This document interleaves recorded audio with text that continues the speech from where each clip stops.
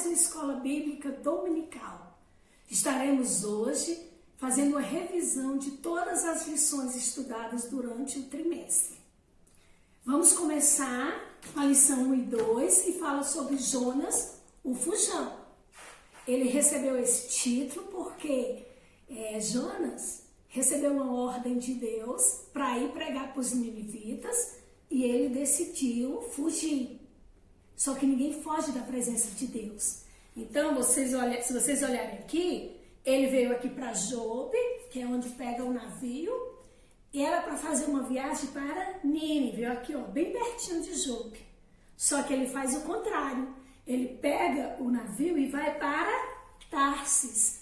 Vocês podem observar que ele fez o sentido oposto. Não foi isso que Deus pediu para ele fazer. E quando a gente não faz aquilo que Deus manda, tem consequência, né? Então, a consequência é que lá no navio, em alto mar, houve uma grande tempestade. E aí, como eles não conseguiam resolver o problema, jogaram tudo no mar, estavam dentro do navio com medo de morrer. Os marinheiros apertaram Jonas: o que está acontecendo? Você fez alguma coisa de errado contra o seu Deus? Porque só pode ser você, porque nós já fizemos, já clamamos o nosso Deus e nós não sabemos o que está acontecendo. E aí Jonas caiu em si, percebeu que ele tinha feito besteira e disse para os marinheiros: ó, me jogue no mar, porque pelo menos vocês salvam a vida de vocês. Quem desobedeceu a Deus fui eu e eu mereço morrer. E aí foi isso que os marinheiros fizeram. Então aqui tá os marinheiros jogando ele no mar, só que aí o Jonas vai parar onde? Vai parar na barriga do grande peixe. E aí, quando ele faz isso, olha o que acontece. Dentro da barriga do grande peixe, o Jonas pede perdão a Deus. Me perdoa, meu pai, por ter te desobedecido. E aí, no momento que ele se arrepende, Deus perdoa, porque o nosso Deus é perdoador. Ele perdoou Jonas, e aí Jonas se compromete a fazer o que ele mandou. E aí Jonas, aqui ó, o grande peixe vai deixar Jonas lá em Nínive. Aqui já é Jonas em Nínive, agradecendo a Deus por estar vivo, e agora sim vai cumprir o que Deus mandou. Então, se vocês observarem, tá aqui, ele já olhando para a cidade e planejando como que ele vai fazer, como que ele vai anunciar as boas novas de salvação para esse povo. Porque até então ele achava que o plano de salvação era só para os israelitas. E Deus mostra para ele que não. O plano de salvação é para todo aquele que crê. Todo ser humano tem o direito de ouvir falar de Jesus, o autor e consumador da nossa fé. E é isso que ele vai lá para dar essa notícia para esse povo, tá bom? Agora nós vamos falar da lição 3. Nessa lição 3, nós temos como base o versículo bíblico que está lá em João 3:3, que diz o seguinte: em verdade te digo, que se alguém não nascer de novo, não pode ver o reino de Deus. É isso aí.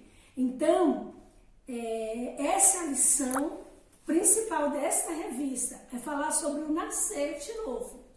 Aqui nós temos Jonas conversando, Nicodemos conversando com Jesus, e Nicodemos, ele era um líder religioso, ele conhecia as profecias, mas quando Jesus chegou na cidade, as pessoas ficaram incomodadas com a mensagem de Jesus. E mesmo Nicodemos, sabendo que estava legal o que Jesus falava, ele teve que ir procurar Jesus à noite, porque os seus colegas pensavam outra coisa de Jesus e queriam destruí-lo. Via Jesus como um impostor, como alguém que estava fazendo coisa contra a lei. Aí Nicodemos procurou Jesus à noite para conversar com Jesus, e Jesus falou para ele sobre o novo nascimento. E isso deu um nó na cabeça do Nicodemos, porque Nicodemos disse assim: como assim? Que eu tenho que nascer de novo? Tenho que voltar para a barriga da minha mãe? Eu já sendo velho, olha que velho, cabeça branca. Aí é aí que Jesus fala: não é ir para a barriga da mãe. Você vai nascer da água do Espírito, você vai nascer na família de Deus. Aí ele fala que o nascimento natural, ele não é suficiente. O homem precisa nascer na família de Deus, precisa nascer da água e do Espírito e fazer coisas que a água e o Espírito, que só o Espírito Santo de Deus produz no ser humano, né? E ele vai falar sobre isso. Agora nós vamos falar sobre a lição 4, 5, 6, 7 e 8, que essas lições falam do apóstolo Paulo, não é? Aqui vocês vão observar uma pessoa sendo apedrejada. Tá vendo? As pedras vindo, alguém aqui está sendo apedrejado. E tem alguém assistindo tudo e não fazendo nada. Pois é. Essa pessoa que está sendo apedrejada é o Estevão, um grande homem de Deus que morreu pregando o Evangelho. Porque as pessoas não entenderam a mensagem que ele estava levando. E quem assistiu tudo isso? Saulo, que na época o nome era Saulo, depois Deus muda o nome dele para Paulo. Ele assistiu tudo e tranquilo, porque era normal perseguir o povo de Deus. Então ele fazia isso, ele vivia perseguindo o povo de Deus. Então até com o olhar de muito bem, ele mereceu, sabe? Se você olhar o olhar dele, ele está assim, bem feito. Quem mandou se meter com a gente, né? Nós somos poderosos, nós que mandamos aqui na cidade, essas coisas. E aí, num belo dia, Saulo vai para Damasco. E nessa viagem dele para Damasco, o que acontece? Uma grande coisa acontece. Observe aí essa grande luz, né? Numa viagem para Damasco, Paulo vê uma luz muito forte ao seu redor.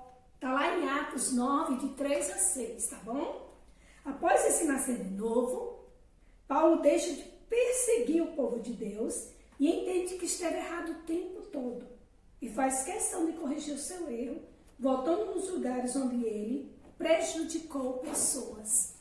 Então é isso, ele vê essa grande luz e vê uma voz vinda do céu, falando com ele. Deus falando com ele, que aquele povo que ele estava perseguindo era o povo dele. E que ele deveria mudar de atitude. Ele estava errado. E aí, nesse momento, Saulo fica cego, mas Deus conduz toda a história, como sempre, não é? E aqui é o primeiro, aqui na lição 4, que a gente vê isso, tá bom, gente? Vê lá em Atos 9, vocês vão ver a história completinha sobre esse encontro de Deus com Saulo. E Saulo, a partir desse momento, ele vai falar do poder de Deus. E agora, ele fala da experiência que teve com Deus e que agora ele defende o Evangelho. Por isso a frase tão usada, o perseguidor passou a ser perseguido. Certo? Na lição 5, nós estudamos sobre a primeira e segunda viagem missionária de Paulo. O versículo estudado foi: não me envergonho do Evangelho, porque é poder de Deus para a salvação de todo aquele que crê. Romanos 1,16. Então agora Paulo vai falar, ele vai defender o Evangelho, não é? Como o versículo mesmo fala, eu não me envergonho do Evangelho. Nessa primeira e nessa segunda viagem missionária de Paulo, ele vai fazer essa viagem com ele, Barnabé e João Marcos. Eles visitam as seguintes cidades: Chipre, Perge, Antioquia da Pisídia, Icônio, Listra e Derbe. Na segunda viagem missionária, Paulo agora vai com Silas e chama Timóteo para o acompanhá-los. As cidades visitadas foram Derbe, Listra, Trode, Filipos. Nesta cidade, Paulo e Silas foram presos injustamente. E na prisão, eles louvavam a Deus. Isso chamou muita atenção do carcereiro. De tal forma que no final o carcereiro e toda a sua família se converteram, aceitaram Jesus como Senhor e Salvador, através do testemunho que Paulo e Silas deu ali na prisão. Não é? Foi uma grande história. Depois eles foram para Anfípolis, Apolônia, Tessalônica, Bereia Gente, na Bereia é importante parar aqui para a gente falar um pouquinho sobre Bereia. Nesta cidade, as pessoas ouviram com bastante atenção a mensagem do apóstolo Paulo. E todos os dias eles estudavam as escrituras para saber se o que o Paulo estava falando era verdade. É muito importante isso aqui, viu? Você sempre está estudando as escrituras para saber se o que o missionário, o seu pastor, qualquer pastor que você esteja ouvindo, se o que ele está falando de fato está nas escrituras. Os bereanos são conhecidos por pessoas que examinavam as escrituras de Deus todos os dias, tá certo? Depois eles foram para Atenas e Corinto. Lá em Corinto, eles ficaram 1 ano e meio ensinando a palavra de Deus. E muitas pessoas foram batizadas e creram na mensagem do Evangelho. Na terceira viagem missionária de Paulo, seus companheiros em boa parte da viagem eram Silas, Timóteo e também o Dr. Lucas. Tinha um médico cristão que acompanhava Paulo e que escreveu o livro de Atos, né? Uma espécie de diário de bordo. Eles começaram a viagem pela Galácia, depois foram para Éfeso. Eles ficaram lá em Éfeso por mais de 2 anos, depois foram para Acaia, na Grécia. E aí, nessas viagens aí, olha isso aqui para mim, o que vocês estão vendo aqui? Uma grande fogueira, não é isso? Então, pessoas que não adoravam a Deus, passaram a adorar a Deus. Eles conheceram a palavra de Deus e a partir daí, pessoas que mexiam com feitiçaria, eles mudaram de vida, eles nasceram de novo. E aí eles começaram a trazer seus livros de ensinamentos errados e queimarem em praça pública. Então houve uma grande revolução nessa cidade com esse comportamento dessas pessoas. Né? O evangelho chegando, a partir do momento que o evangelho chega, não tem espaço para as mentiras. Então tudo que é falso cai por terra. E foi o que aconteceu nessa cidade. Aqui também aqui embaixo, que aqui ainda em Éfeso, né? Havia um templo enorme que era dedicado à deusa que eles chamavam de Diana. Algumas pessoas ganhavam dinheiro fazendo isso aqui, ó, essas estatuetas, né, para vender a miniatura da deusa, né? Uma dessas pessoas, o nome dela era Demétrios. E Demétrios percebeu que estava esse negócio, o apóstolo Paulo, pregar o evangelho lá para o povo, ninguém queria mais comprar essas estatuetas e ele ia ter prejuízo. Então, criou uma grande confusão por conta disso, porque o povo já estava queimando as estátuas, ninguém comprava mais, porque começaram a conhecer a verdade, né? E aí as pessoas já estavam sem comprar mais as estátuas da deusa Diana. E isso trouxe problemas para Demétrios. Aí sabe o que o Demétrios fez? Ele se reuniu com os outros comerciantes e resolveram criar uma confusão para acabar com Paulo e seus companheiros. Ainda bem, né? Ainda bem, Deus sempre levanta alguém, gente. É por isso que quem prega o evangelho não pode ser covarde, porque Deus vai abençoar de alguma forma. Um homem da comunidade acalmou a multidão, né? E depois da confusão desfeita, Paulo decidiu ir embora. Ele já tinha feito o que ele tinha para fazer ali, resolveu ir embora. E dessa vez ele foi para Macedônia. Depois foi para Troade, Mileto e retornou para Jerusalém. E agora, por último, nós vamos ver Paulo indo Paulo a caminho de Roma. Como vocês sabem, Paulo foi preso lá em Jerusalém. Ele fez um excelente trabalho ali, mas aí as pessoas já não estavam gostando porque resolveram prender Paulo. O Paulo estava preso, só que Paulo exigiu falar com César, porque ele tinha os direitos. Ele, por ser cidadão romano, tinha alguns direitos. E aí mandam ele para Roma. E aí ele vai nesse navio. E aí houve uma grande tempestade em que todos achavam que iam morrer. E Paulo levanta e fala para mais de 200 pessoas que estavam nesse navio que Deus estava com eles, que eles iam perder só o navio, mas que eles iriam sobreviver, que eles tivessem fé. E aí ele traz uma palavra de salvação para aquele povo, ele anuncia o evangelho para aquele povo. E de fato tudo que Paulo fala acontece. O navio bate num banco lá, ele fica encalhado lá no banco de areia, e aí é tudo destruído, mas eles se salvam. Eles vão parar na ilha de Malta, fica lá por algum tempo, onde Paulo também faz um excelente trabalho, e depois ele vai, de fato, para Roma, né? Onde ele fica lá por 2 anos,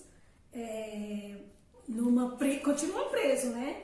Mas como se fosse uma prisão domiciliar, né? Ele fica sob a escolta de um soldado romano, mas ele aproveita a oportunidade para pregar o evangelho. Paulo amava o Senhor e confiava totalmente na providência divina. Tudo o que aconteceu com ele, Paulo transformava em oportunidade de evangelizar. Então as pessoas ali em Roma procuravam Paulo e Paulo estava dando a assistência necessária. Ele não tinha liberdade para ir na praça, evangelizar em praça pública, de casa em casa, criar igreja, como ele fez em outros lugares, por ele estar preso. Mas ele recebia todas as pessoas que o procuravam. Então ele não deixou de falar do grande poder de Deus em Roma, que era um dos propósitos de Deus, é que Paulo fosse para Roma. Que Paulo fizesse em Roma o que ele fez em Jerusalém, que ele fez um excelente trabalho em Jerusalém. E Paulo fez isso aí sim. Depois, nós vamos ver aqui Paulo com Áquila e Priscila, os fazedores de tenda, tá vendo? Eles fazendo tendas aí. Então, essa amizade trouxe benefícios para o reino de Deus. A Priscila e o Áquila, eles tinham uma igreja na sua casa, né? Eles eram missionários também e eles ajudaram muito Paulo. Como fazedores de tenda, Áquila e Priscila usavam sua profissão para anunciar o evangelho. E aí a amizade deles com Paulo foi muito boa, trouxe benefícios para o reino de Deus. E por último, nós vamos falar sobre missões hoje e as diferenças culturais. E aqui, ó, está aqui de por todo mundo, estamos falando aqui do missionário sair para falar do amor de Deus para todas as pessoas, né? E o missionário, ele deve estar atento às diferenças culturais, no que diz respeito ao vestir, comer, falar. Mas ele não pode achar que só o seu jeito é o certo e o melhor. Porém, ele não pode esquecer que o nosso modelo é Jesus. E o que Jesus nos ensina serve para todos, em todos os tempos e em todos os lugares. Tá certo? Isso é uma lição bem importante. E aí, vamos falar sobre os povos alcançados e os povos não alcançados. Jesus disse, lá em Mateus 9, de 37 a 38, diz o seguinte: a seara, na verdade, é grande, mas os trabalhadores são poucos. Rogai, pois, ao Senhor da seara, que mande trabalhadores para a sua seara. Jesus quis dizer que no mundo há muitas pessoas que ainda não conhecem o nome dele. E nós, que conhecemos, devemos fazer a nossa parte. Se não vamos aos lugares, devemos orar pelos que vão. Tá bom? E por último, agora terminando de verdade, eu gostaria de falar de William Carey, o pai das missões modernas. Eu quero falar de 7 coisas que esse homem fez na Índia e o quanto a palavra de Deus foi divulgada naquele lugar. Esse homem fez um belíssimo trabalho evangelístico na Índia durante 40 anos. E eu quero citar 7 deles. Primeiro, fundou 27 igrejas. Segundo, fundou 126 escolas, inclusive faculdades. Terceiro, traduziu a Bíblia para 44 línguas. 4, fundou a Sociedade de Agricultura e Horticultura. 5, criou o primeiro jornal. 6, criou uma fábrica de papel. 7. Criou um motor a vapor. Claro que não fez tudo isso sozinho. Tinha uma equipe de apoio, mas foi da cabeça dele que saiu essas ideias. E Deus fazia acontecer. Ide por todo mundo. Isso é comigo? Sim. Nós fazemos parte da grande comissão. Foi a ordem dada por Jesus aos seus discípulos para ensinar sobre ele e a todas as nações, fazendo outros discípulos.